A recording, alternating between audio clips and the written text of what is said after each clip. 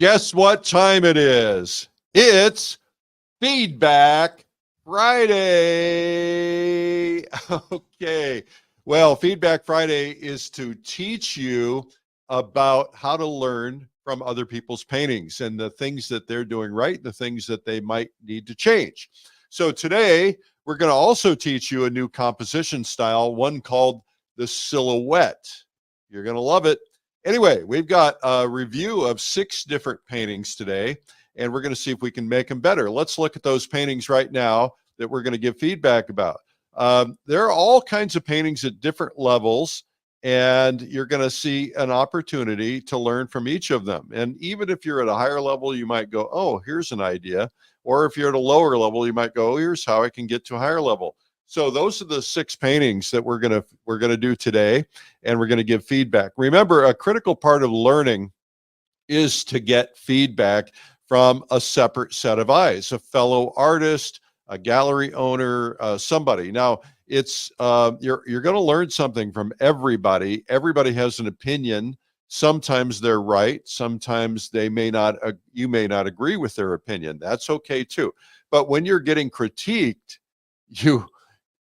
your brain goes into defense mode, right? And so it's like when somebody's critiquing my paintings, I'm like, la, la, la, la, la, la, la, right? So I don't want to hear it. Even though I want to hear it, I want to learn from it. It's painful because we get so invested in our work.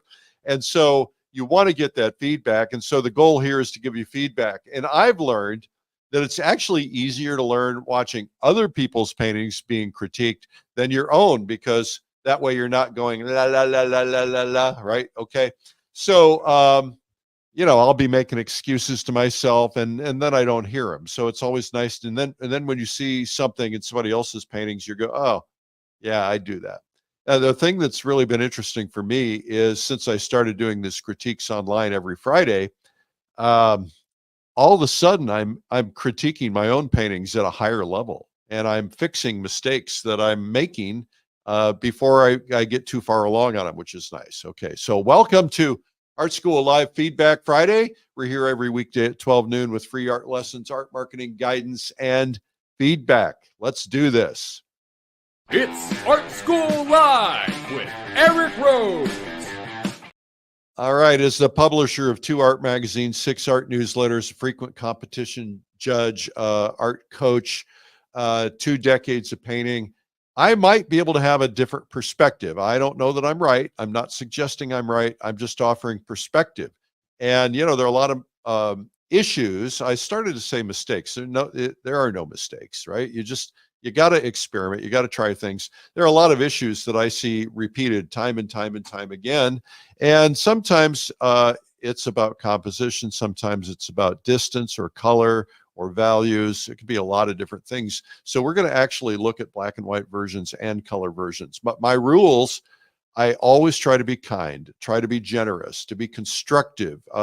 If you tear somebody up when you're giving them feedback, you might destroy them. I've seen it happen. I watched a woman walk out of an art class in tears, never came back. I don't want that. And I don't want to bring you to tears. And we try when we do things at our events to be very positive, get people who are very positive. And if they're just, it's okay to be critical, but if they're critical in a negative way, we don't want them back, right?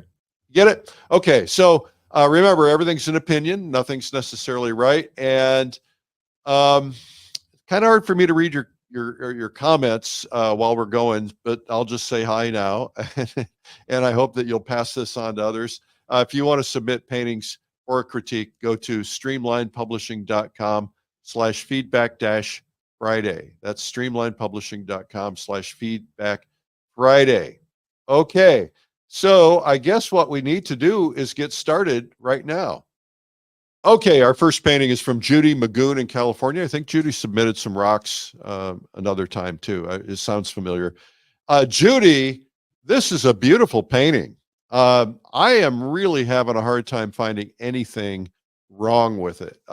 It's just lovely. The one thing that happens when you see stick paintings or tree paintings is they tend to be, 1 or 2 sticks, 1 or 2 branches, and you've made it feel cluttered like the woods. And I don't mean that cluttered in a bad way. I mean it cluttered in a good way. So what we're going to do is we're going to look at it. The first thing I'm going to do is I'm going to look at it from the standpoint of I'm going to draw a line down the center, and I'm going to draw a line down the center here and ask, did you do anything dead center? And the answer is no, you did not. And that's a good thing. So congratulations on that. Typically, we don't want to have that line down the center. Now, the next thing is we're going to look at a 1/3, what I call tic-tac-toe board composition grid. And we're going to just take that kind of in equal thirds. That's not quite equal thirds. Let's see if we can fix that. Okay, now we're going to do that. And typically when you use this composition grid, this is a great way to see composition and see where's a focal point. So typically a focal point is in one of these 4 locations. And what you've done is you've got a focal point here with the light. You've got a focal point here with a tree. You have the spot of light or the light going through, which is kind of a focal point. And then you have some other stuff down here. Now, typically I like to pick 3, but not 4. And I like to have one as my primary, and one is my secondary, and one is my tertiary. So the idea of having a primary is to draw the eye specifically there. The problem I'm having is that the brightest spot on the painting and the darkest dark that I'm seeing on the painting is right in here. And this is where I'm assuming you want to draw the eye. And that's okay. If you want to draw the eye to some leaves on the ground, that's fine. But let's talk about the rest of this painting and see what we can learn from it. Okay, now the next thing is, where is my brightest bright? My brightest bright is, well, it's probably here. It could be here. It's probably here. And where is my darkest dark? Well, the darkest dark is kind of, it's all over the map, right? So you got a dark here, you got a dark here, you got a dark here, and you got some darks in here, and they're all about equally dark. And so what's happening is these darks are fighting each other because you want the sense of things receding to the back, right? So you want to have a darker in the front, a little lighter in here, and a lot lighter in the back. You still want them to read dark. For instance, this reads lighter than this, and this reads lighter than this, right? So you want to try and create that sense, but what's happening here is we've got these strong darks back here, and we've got strong darks in front. So what I would suggest you consider doing is look for an opportunity to really pump up your darks in the front a little bit more, and look for a way to get a really good strong dark in the front, because that helps the other darks in the background recede, and you might try to lighten those up back there. So that's what I'm thinking here. So let's look at this from a color standpoint, because color obviously changes everything. This is really a beautiful painting, Judy. You should be really proud of it. It looks like you put a lot of work into it. It's very pleasing to me. First off, my first reaction was that it might be a little bit busy, but no, it's not busy. It just feels like a walk in the woods. The question I still have, Judy, is where do you want to draw the eye? Now, the colors of the yellows in the bright spot are not drawing my eye as much as they were in the black and white, but they are drawing my eye. And so I ask myself, is this the focal point?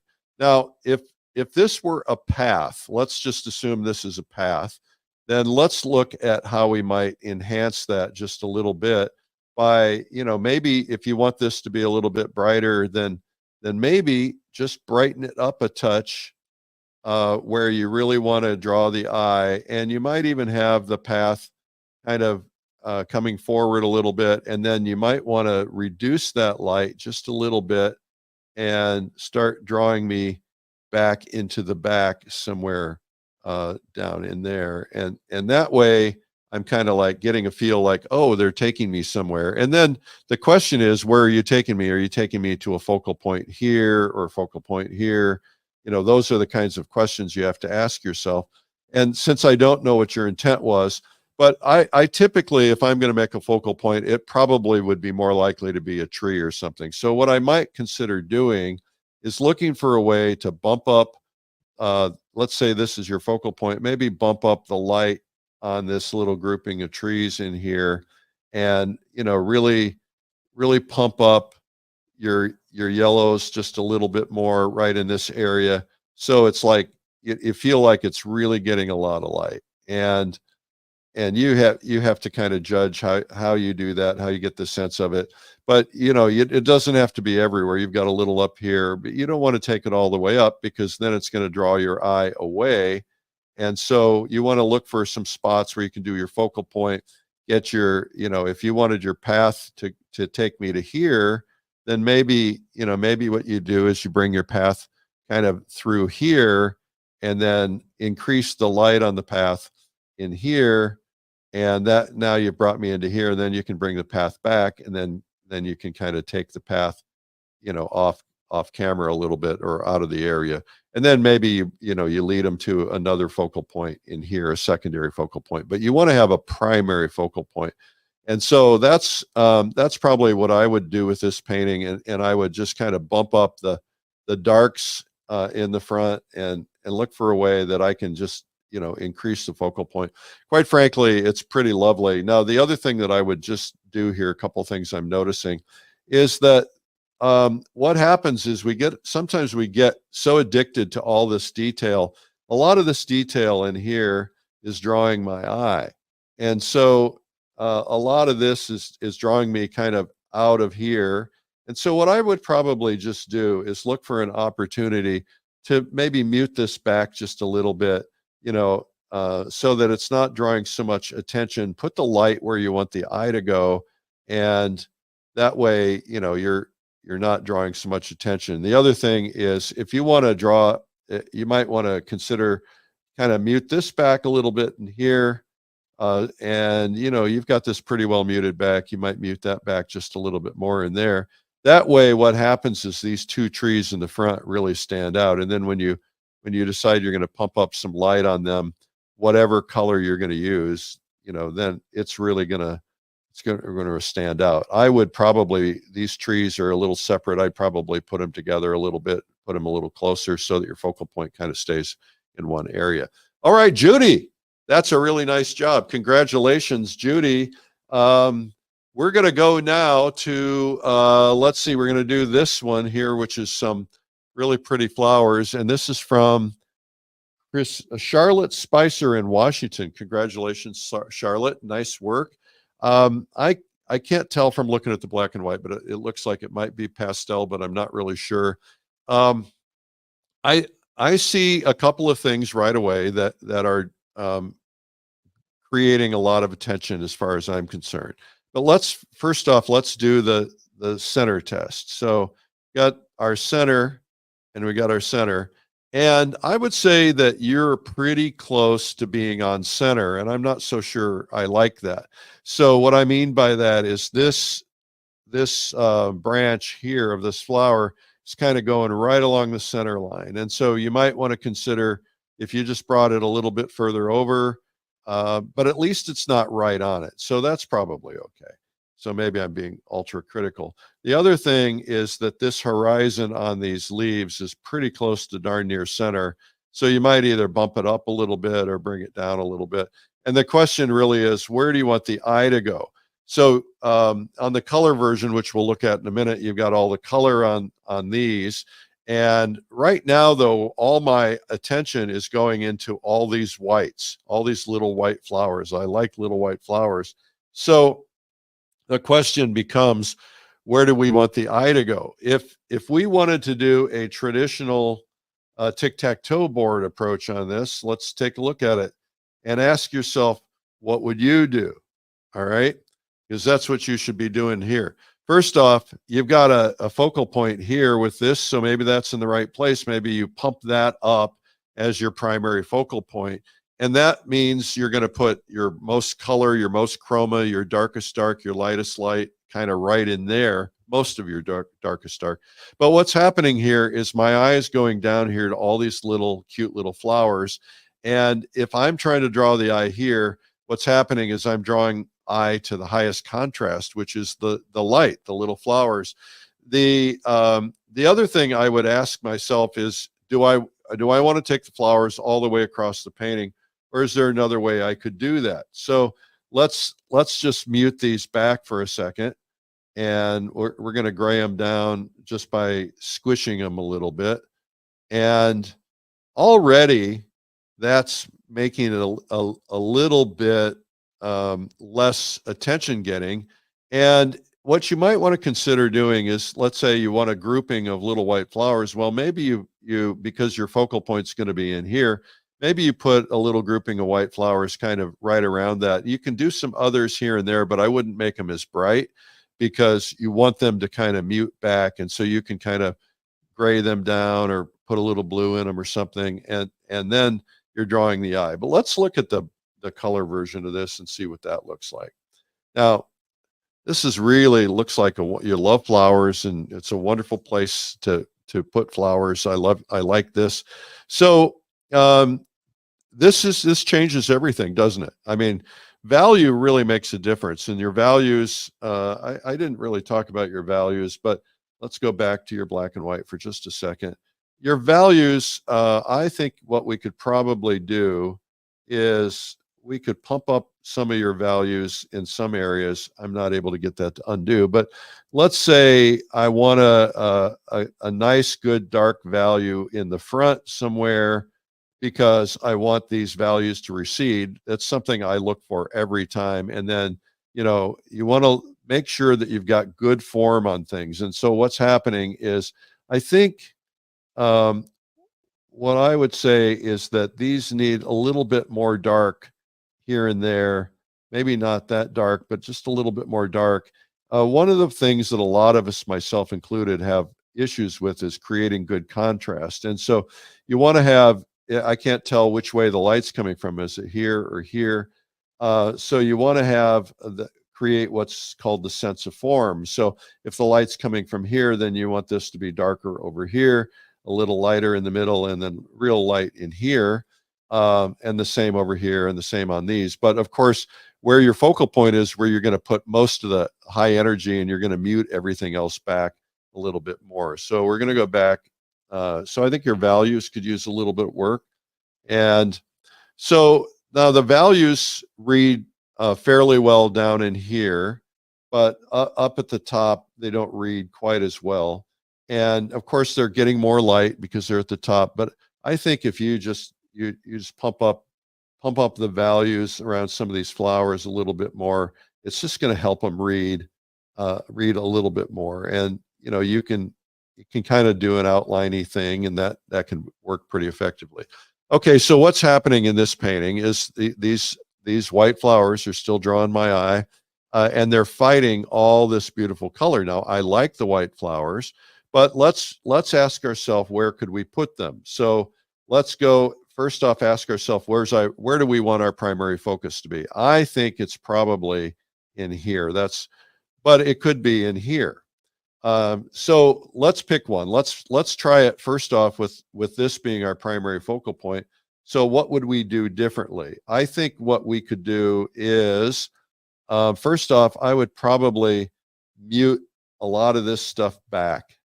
I probably need a bigger brush in this. So I'd kind of mute some of this stuff back. So I'm drawing a lot less attention to this stuff, and I'm going to have it there. I'm going to have a little sense of it, but I'm not going to have it as prominent, because I really want to draw most of my attention to those other flowers.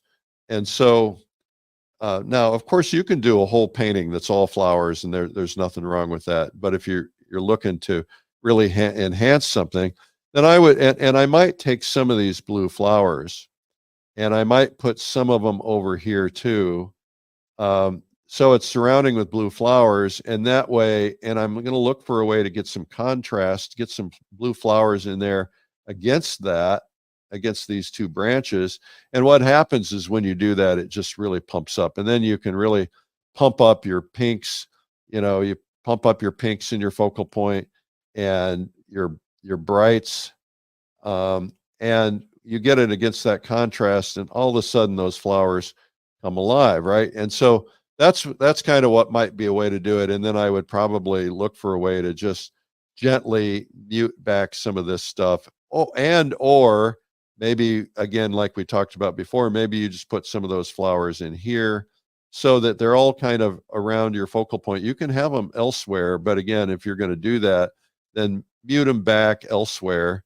You know, mute these back, and draw the eye into this area and put your flowers in there. That's one option. Now the other option is, and there are a lot of options, of course. Other option is to make the blue the focal point, and then you would just do the opposite of all of this, and that is that you probably still mute back quite a bit of this, because what you want to do is find a way to draw attention up into this area here. That could be a nice focal point. So if you wanted to draw attention there, then maybe what you do is you mute back some of this and some of this, and I would probably even darken some of these greens. Look for I go even a little darker, not that dark because that's too dark for that area. But I go in and just mute this stuff back just a little bit. Also, be careful about greens, because if they're too acidic, they just, even though it feels like that's what we're seeing, it's not exactly what we're seeing. So let's see if I can just get that's kind of the shade of green I want in there, is to kind of match the values of these other things. And then what I'm going to do is I'm going to find a rich blue, and I'm going to pump up that color. And I'm really going to look for an opportunity to really pump it up in my focal point, get some nice contrast in here, and then I'm going to pump up my color. That means I'm done. And pump up the color in here, and then what I would probably do is I just look for an opportunity to mute these back just a little bit. Okay, let's go on to the next one. I just want to tell you guys that what we're doing is Feedback Friday, and we're giving feedback on paintings. If you just tuned in, I'm Eric Rhoads, publisher of Fine Art Connoisseur and Plein Air magazine. We are doing this every Friday as part of Art School Live. Mondays, we have Marketing Mondays, and then we have lessons Tuesdays, Wednesdays, and Thursdays. Okay, now next we have a horse and a baby cow. Well, that's interesting. Or is it a baby horse? I guess it's a baby horse. I'm sorry, Gene. I couldn't really see its head, so I apologize for that. So I'm looking at this from the standpoint of, first off, composition. Let's see how we're doing compositionally. Okay, right down the middle. I think we're fine. We don't have anything that's in the bullseye. Now, what we want to look at now is, I like to look at the tic-tac-toe board, equal thirds, and say, where's a focal point? Well, a focal point could be here, here, here, or here, and none of the actual focal points are working. So let's ask ourselves, if we crop this differently, would it work? So what could we do to make this a focal point and this a focal point? And that's, you don't really want a lot of focal points anyway. So you would just you'd just crop it a little differently, so that you've got equal thirds in this area. I'm not obviously doing it very well. Now, the other thing that strikes me about this is the values probably could use a little bit of work. Ask yourself, where's the lightest light? Where's the darkest dark? And the darkest dark is on this cow right here, and maybe a little, this horse right here, and maybe on that face. And so, and the lightest light, of course, is here and here and here. And that's where we're drawing the attention. And I think that's probably the intention. And so I think that's good. I look at this and say, probably, Gene, the values on this are a little bit what I would call averaged, right? So most of this horse is all one value. You don't see a lot of definition in it. There's a little bit in here, but I would look for an opportunity to just pump up this definition, around the critical shadow areas of the horse, to to try and give the horse a little bit more definition. And I think that will help you a lot. And I would do the same thing for the little horse, is look for ways that you can pump up the values and make sure that everything just kind of reads a little bit more form. And then that includes getting a little bit more light, on the horse, on the back of the horse, you know, and of course you really want to get light around the face, because the face is doing something cool.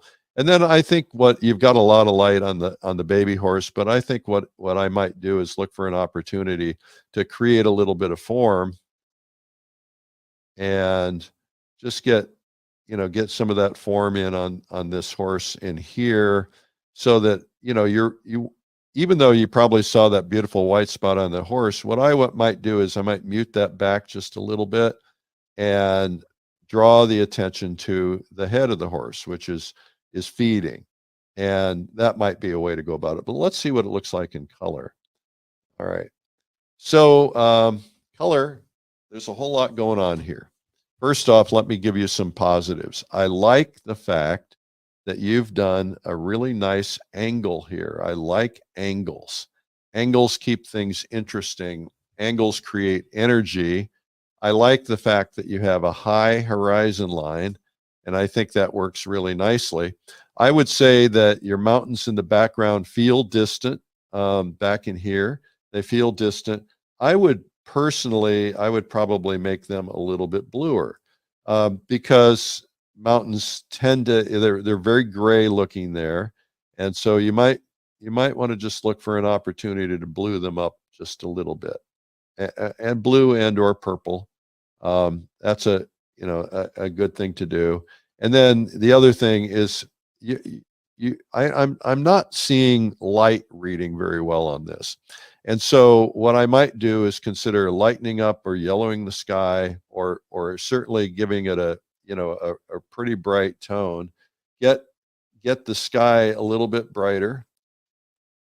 But what we want to do is ask ourselves, can we make the light a little bit stronger? Now, the problem, of course, if we make the light too strong, then what we're doing is we're drawing attention. But so, you might strengthen the light and create this sense of silhouette around the horse, and maybe even around, some of that light is continuing through here.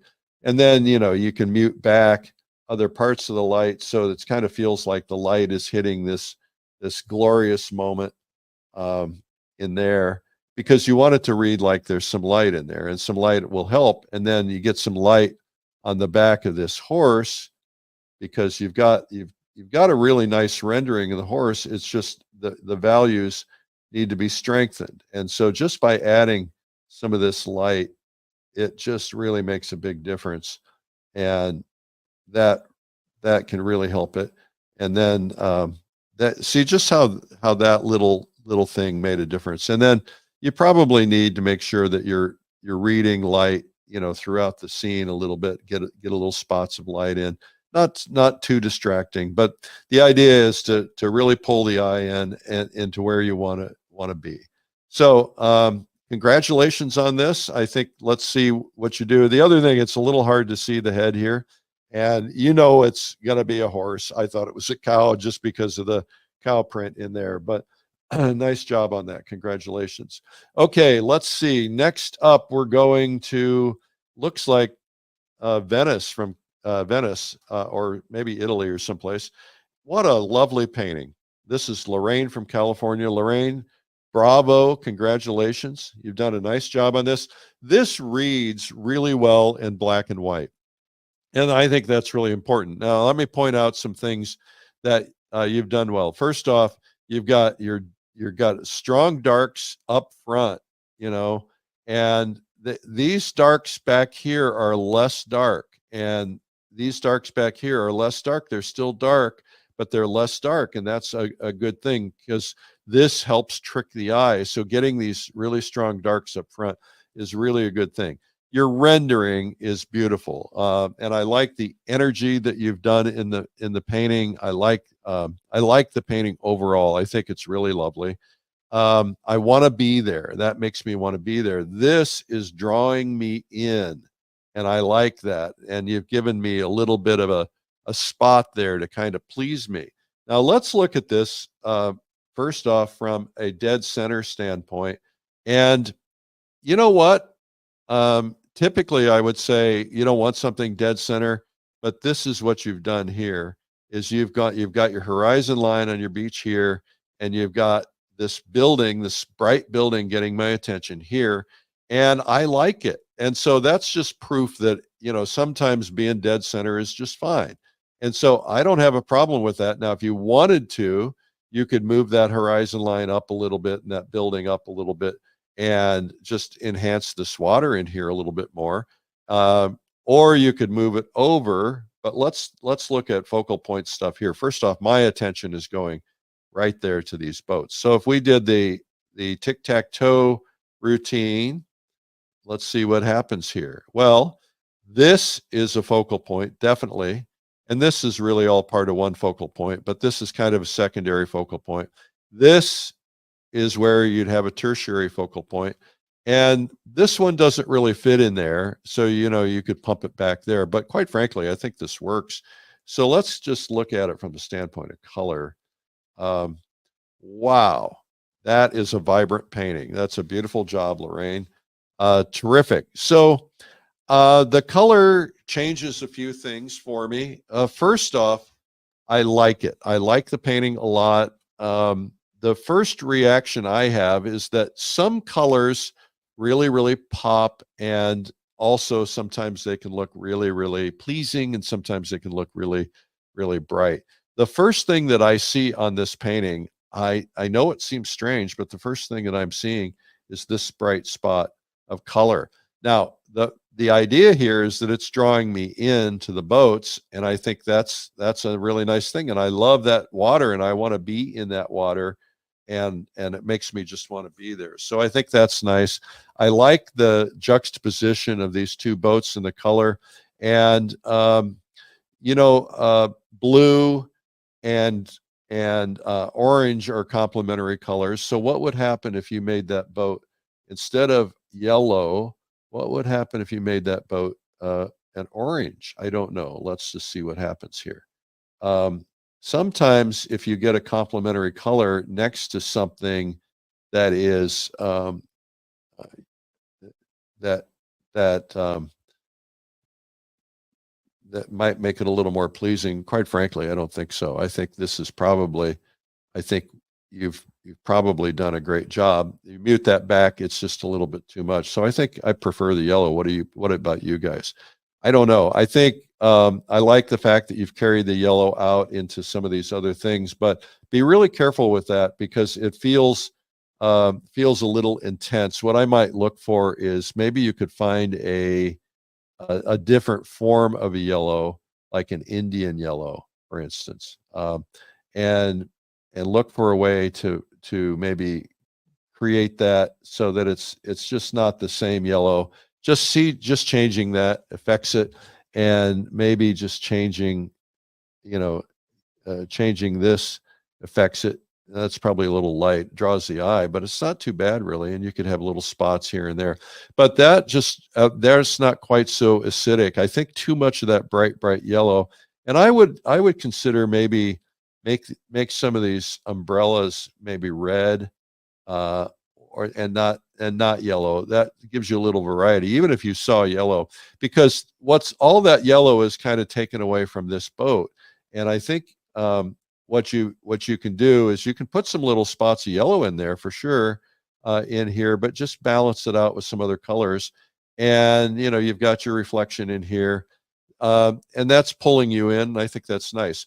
I think, you know, everything else is really lovely. I don't think I would do much. If I were gonna do anything, I would probably look for a way to kind of maybe mute back this wall just a little tiny bit darker.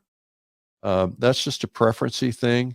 You know, it's getting some reflected light, but it's drawing the eye just a little bit, and I would just kind of look for a way to do that. This thing here is leading my eye. And so what I would probably do is look for an opportunity to just mute this back just a little bit more. You know it's a step, but you don't want to draw my eye too much in there.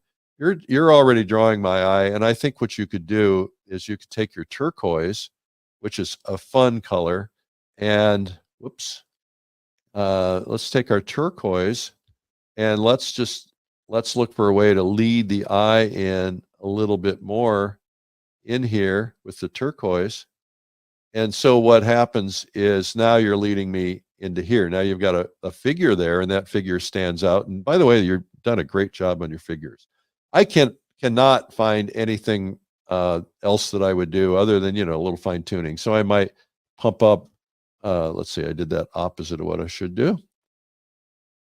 I might pump up the light on this tower just a little bit, and just pump up the lights here and there, just so that you get, good light reading in there. And you might even consider pumping up the light on this tower. It's really lovely. I like it a lot, but it might be nice to have a little bit of chroma in there, on there, make it feel like sunlight just a little bit more. But that's a preference thing. But if you're going to do that, then you're probably going to want to look for an opportunity to kind of shade this back just a little bit more, create a little bit more contrast, kind of like you've done in here.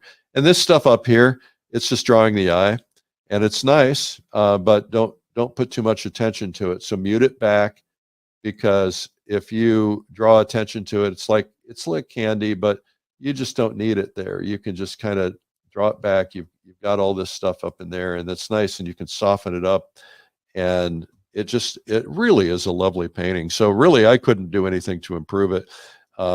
I would look for an opportunity to just say, what could I do with this boat? What can I do to make this front boat pop just a little bit more? And I think the answer is you've got a strong blue in there already, but maybe we just need a little bit more contrast right against that blue, just to darken this a little tiny bit to make that pop. Now, I've been painting boats. They're hard to do.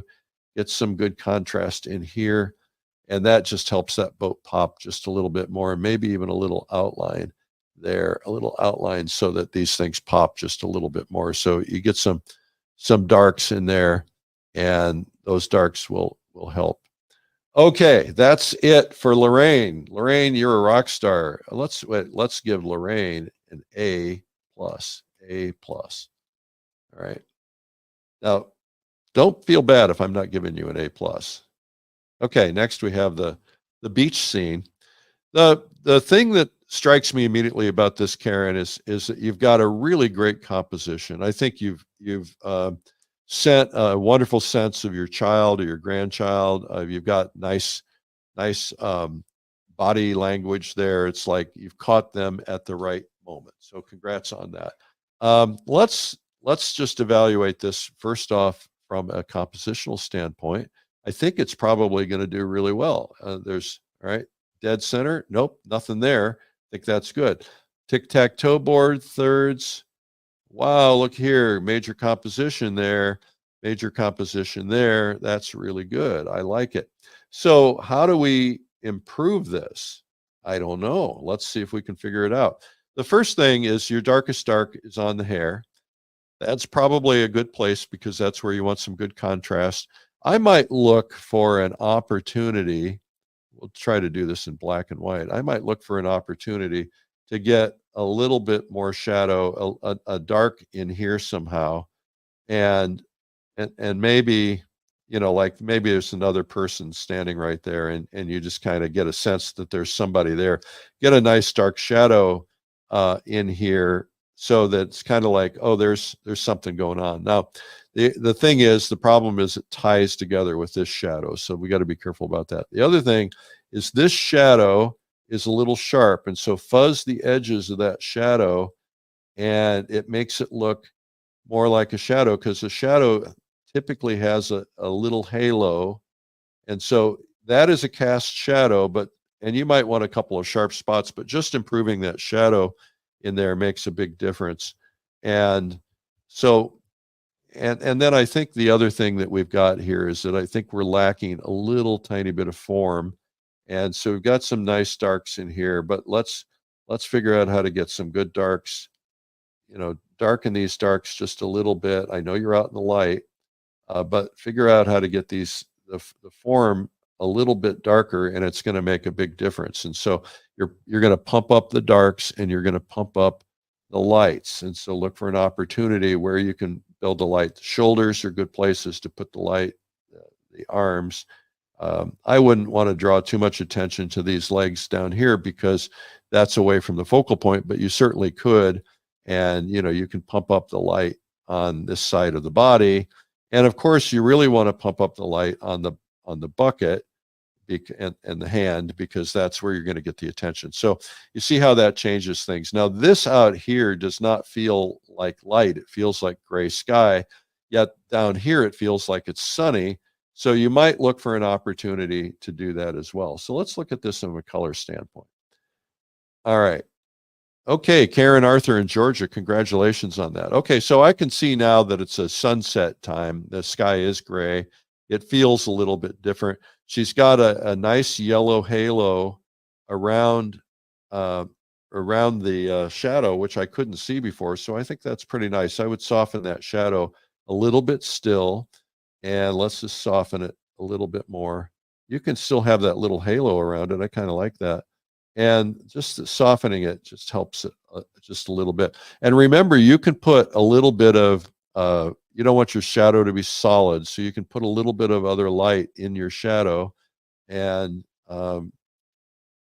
just to give it a sense of, there's some depth in there. So pick up some of the color, from the swimsuit reflecting into it and so on. Now, I think, the color changes this a lot. And so I would still pump up the form just a little bit. I'd look for spaces to really enhance those darks, and look for ways to just really get some of these darks enriched. And I think that will make a big difference. And then look for ways to, you're drawing the eye a lot with these white spots. And that's probably what she was wearing and what you see. But you might ask yourself, is that really going to be the most productive thing? So maybe what you want to do is really pump up the light in a couple of areas, and just really look to make that light really stand out. See how that reads like more light. And I would even consider pumping up the I wouldn't go sunburn level, but pump up the light back here just a little bit more, because you're outdoors and it's in light. Oh, what happened there? And then so just pump up the lights on the arms. If you look at 𝗙𝗧𝗏 paintings, his light is so powerful, and he'll take a streak of almost pure white, and that was not pure white there, but he'll take, he'll really go for drama. And if you look at 𝗙𝗧𝗏, he'll have a streak, something like this. He'll go like that. And it just reads like light, and those are the kinds of things that you learn from studying other paintings. So just by doing that, you've really changed the painting quite a bit. I think it's really nice. Now, the other thing I would ask myself is, what would happen if I just made this a solid swimsuit or a solid t-shirt instead of the pattern? What would happen to the sense of this painting? And I'm always asking myself those kinds of questions. What happens if? And I think it makes it a stronger painting because it's not drawing the eye quite so much. I don't know if you agree. I also look for things where I'm putting white spots and I say, do I need these white spots because they're drawing the eye? And the answer is probably not. And so, you could make this part of the swimsuit. And again, you can draw light in there so you can prove that it's a swimsuit and draw some light in there. But see how much that changes when you really put some spots of light in it.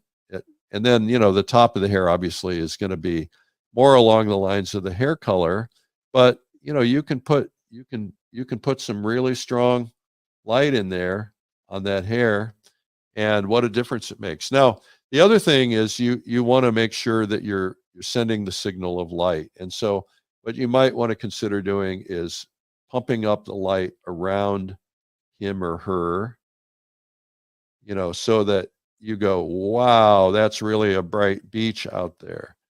And so that changes it. And then of course you can, if it's afternoon light, you can put some of that afternoon light into the waves, so it reads like light, and you can pump that back up there if you want.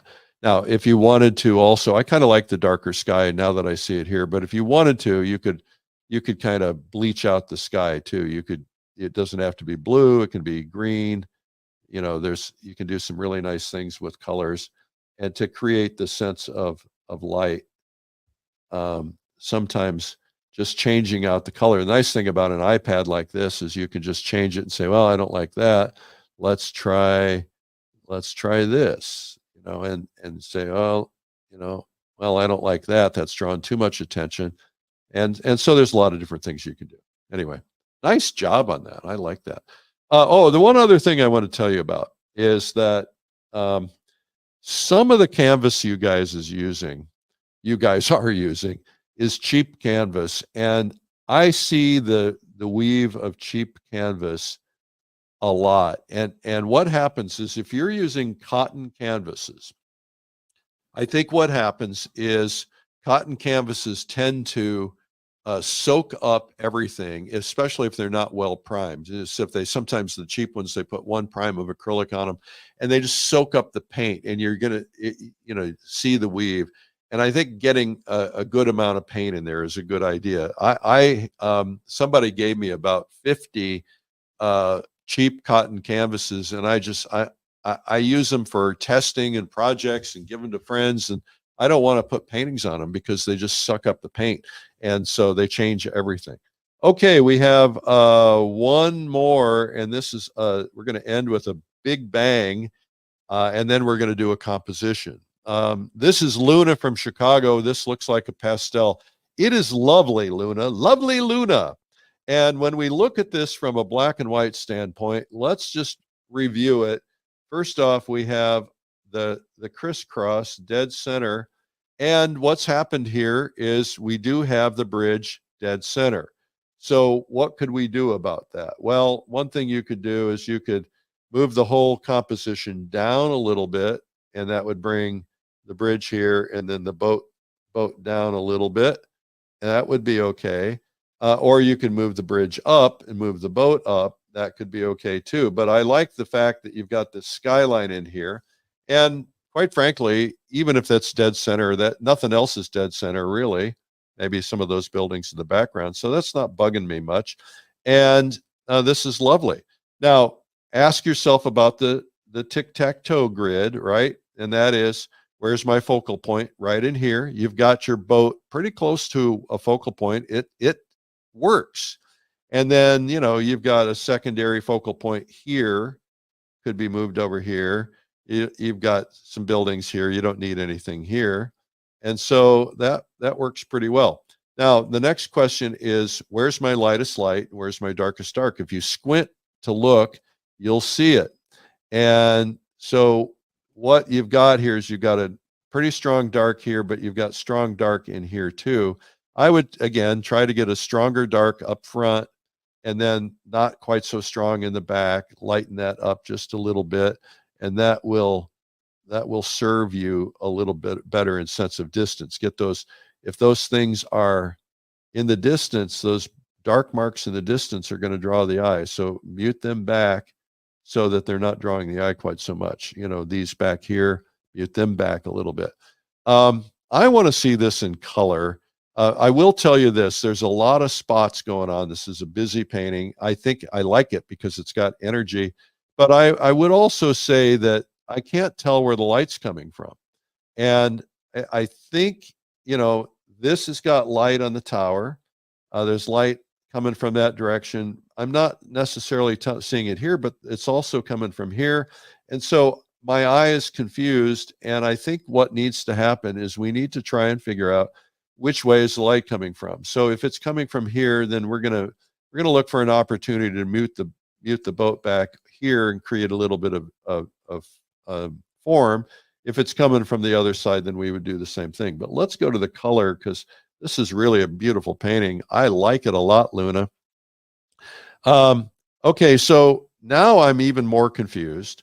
This is really beautiful, but what's happening here is let me point out a couple of things to you.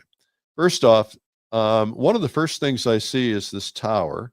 I love that tower. I think that tower is spectacular. I would like to maybe move it over to here, just a little bit further, but it's okay where it is. It's fine. But what's happening is this is lighter on this side. This is darker and more chroma on this side, but it looks like it's getting a lot of sunlight. The sunlight seems to be coming from here. And it feels kind of like this is getting sunlight because there's yellow here and there's white over here and a little bit of bluishness. So I'm guessing that this is where the sunlight's coming from. But I like the fact that we have this nice colored light, and I love Indian yellow for afternoon light. And I might just, because that's so pleasing on the bridge, whoops, I don't know how that happens. I might consider trying to get some of that yellowish color into the boat, because it just feels like we want it to be similar tone. Now it kind of blends in a little bit, so I'd probably lighten that up just a little bit. Probably easier to do with oil paint, but try to get some of that sunlight into that boat. When you do that, though, what's going to happen is you're going to have this mess in the back, and I mean that in the nicest possible way. You got all this energy back here, but you might want to try to figure out, how do I get some darks or some purples in here so that my boat will contrast just a little bit more, right? So you just could lay some of that in there. I don't know that I would touch anything else other than the fact that I would probably look for an opportunity to get some a little bit more dark on this side of the boat to create some form.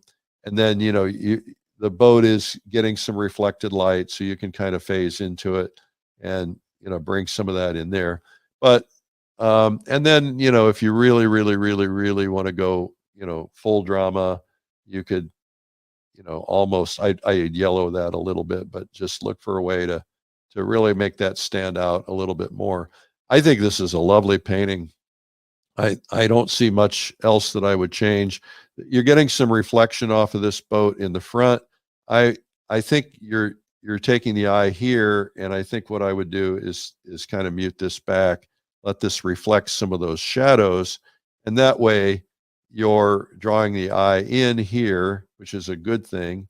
And I might even just take that color and enhance that a little bit more and draw the eye right to that boat.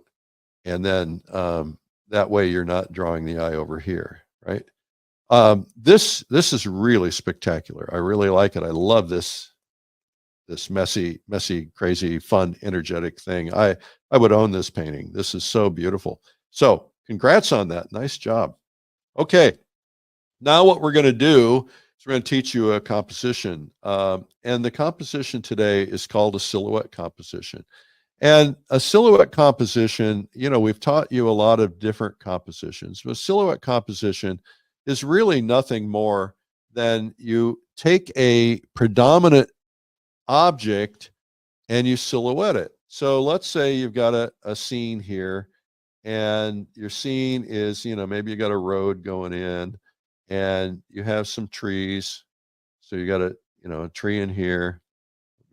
Get my pencil to go up just a little bit more. So you got a tree in here, and then, maybe you got another tree here and another tree here, and it's kind of dominant. And you make that, just kind of all silhouetted. Trees, by the way, are oftentimes very silhouetted anyway. People tend to make them a little too light.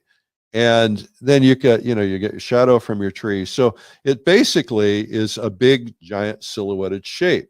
Now, another way to approach that would be, different topics. And so let's say your topic is,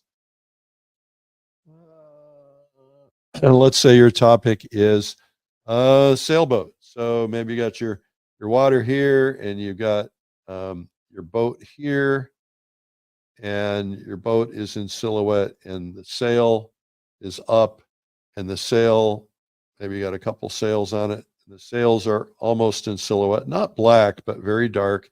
And your shadow from the sails is in silhouette. And, maybe you got a couple other boats back here because it's a boat race. Shadows are in silhouette. And, maybe you've got a tree line down here, or maybe it's another sailboat, and they're in silhouette. So the whole concept is that you're creating these big dark shapes, and those big dark shapes work. So let's try it with another. Let's say it's a building. Okay. So, maybe it's like that scene we just saw, or maybe it's like you've got a building here, and you've got, a tower here, and you've got the Tower of London here, and then, you've got something else going on here. You've got a bridge here, and the water going through here, and all of this is black or dark, right? You just fill this whole thing with a dark, and you can put some texture in here. You could have part of the building showing and a little bit of light on a window or two here. But the idea is that you make most of this silhouetted, and that way, and you could have a tree down here on the other side of the bridge, or some more buildings down here, silhouetted, and it just kind of makes for an interesting thing. So that's a silhouette. Okay, I think we're done with that now. Okay, so thank you guys for tuning in. I just want to tell you a couple of things before we go. First off, we do these online conferences, and they're really good. And they really are good. I mean, it's a great way to immerse yourself into learning and studying, because when you immerse yourself for 2 to 3, 4 days, and because you'll never take the time on your own, what happens is it's kind of like jumping into a swimming pool of art information, and you get all this great content, and you're getting all this instruction from like 30 of the world's top artists over and over and over again.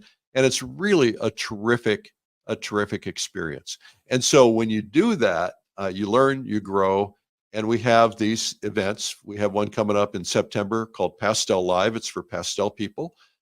We have one coming up in November. It's called Realism Live. It's all about all realistic subjects. And so people painting still life, figures, portraits, even landscapes.